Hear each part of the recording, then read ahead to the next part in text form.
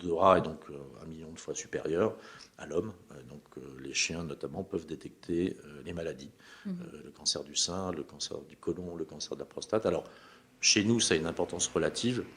Dans des pays en développement, c'est clé. Voilà. Ouais. C'est notamment à leur destination que c'est fait parce qu'effectivement, il n'y a pas un dispositif médical, en tout cas pas toujours, Ouais. qui est implanté partout et qui peut traiter ces sujets-là. Et donc, partant de là, on a développé un programme de recherche qui s'appelle Noséis avec l'école de Maison-Alfort. Et en fin de compte, on a abouti donc en 2020, au moment du début du Covid. Et ensuite, évidemment, on a pu former des chiens à détection du Covid avec une efficacité redoutable, puisque c'est presque 100%. Ah, c'est fou, parce Voilà. qu'on sait que c'est pas le cas avec les tests. C'est pas le cas, voilà, toujours avec les tests.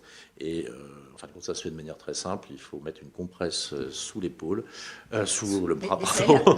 Voilà, aller au niveau Récupérer des la selles. transpiration, en fait. Voilà, et en fin de compte, récupérer la transpiration. Donc, on transpire un peu ou pas. Au bout de 2 minutes, il y a de la transpiration. Ouais.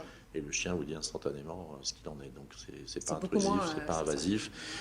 Moins douloureux. Ça c'est coûte sûr. moins cher aussi. Plus. Et donc, on l'a développé dans des EHPAD, dans différents endroits, dans certains ports. Voilà. Donc, voilà. Donc, c'est vrai que c'est une aventure assez exceptionnelle.